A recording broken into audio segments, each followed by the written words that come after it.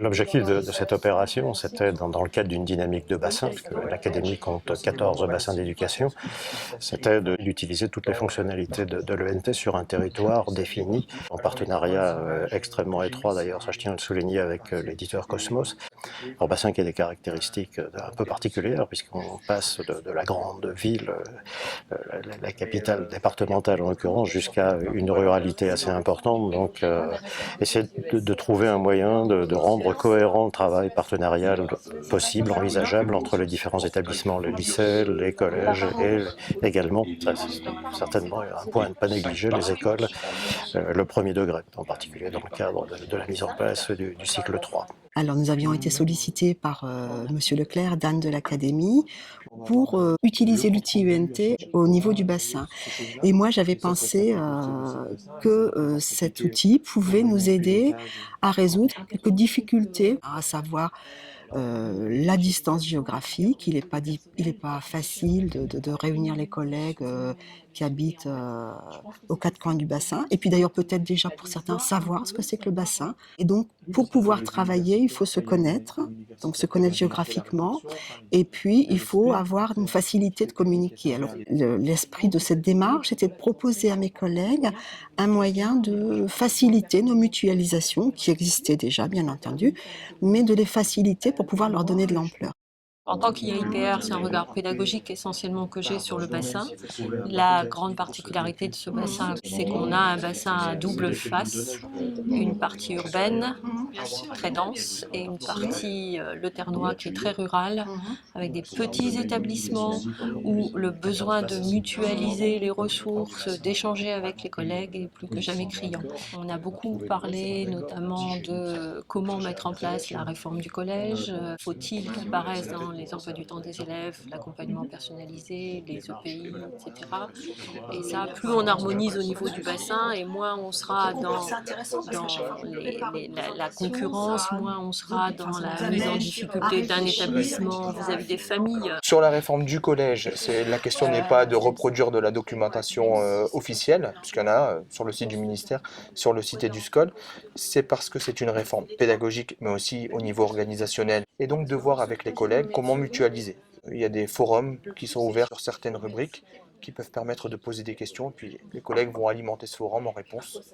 Là, ça permet, sur une année, c'est assez court pour organiser cette réforme, de collaborer entre collègues d'établissements différents. Ma fonction au sein de l'ENT de bassin, ça a été la prise en charge de l'agenda dit collaboratif, celui sur lequel nous recensons les grands événements des établissements et du bassin.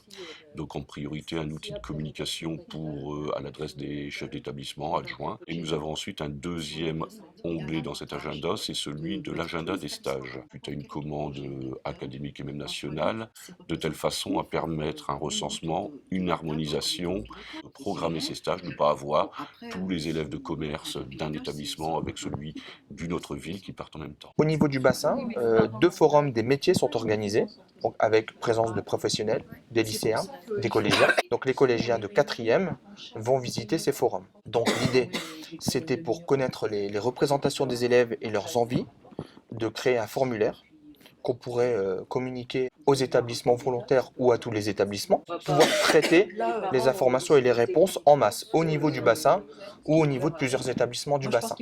Et l'idée finale, ça serait de comparer la représentation des élèves aussi avant le forum et après, pour voir ce que ça a apporté aux élèves, la visite de ce fameux forum de 4e. Donc il y a la nouvelle fonctionnalité de l'ENT qui permet de viser un niveau par la communication ciblée qui va rendre beaucoup de services. Alors moi je suis animatrice, co-animatrice du CESC de bassin. Donc CESC, Comité d'éducation à la santé et à la citoyenneté. L'objectif du CESC de bassin et de l'implication dans l'ENT, c'est de pouvoir communiquer au niveau des membres de pilotage. Il y a prévu un forum où les gens pourront poser des questions, pourront mettre en ligne aussi des choses qui sont faites dans leur établissement. Le tout, c'est de mutualiser des ressources et puis de mieux faire connaître. Voilà. Et puis d'avoir une réflexion aussi sur l'ouverture d'une partie de cet espace numérique aux familles. Je pense notamment sur les questions de l'orientation, qui sont des questions fondamentales pour la réussite des élèves. L'ENT de bassin a deux objectifs. Il va s'adresser aux professionnels, c'est-à-dire chefs d'établissement, etc. Mais il y a aussi un aspect parents. Et sur la rubrique orientation, nous avons essayé de nous mettre à la place du parent d'élève.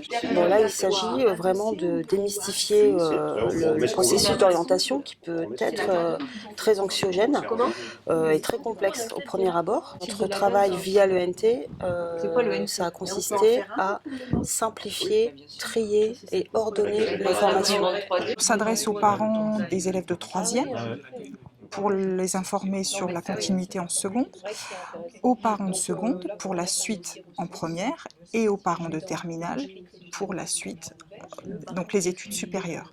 Ensuite, nous avons un onglet sur le décrochage, donc prévention du décrochage, sur les stages passerelles et les immersions, et ça c'est plutôt pour nous, pour les professionnels, et puis sur tout ce qui est information, tout ce qui est porte ouverte, des établissements et les forums. Alors l'ENT permet vraiment de donner une réalité à l'identité du bassin. C'est-à-dire que là, on travaille ensemble et ça permet de donner de la cohésion à cette identité de bassin.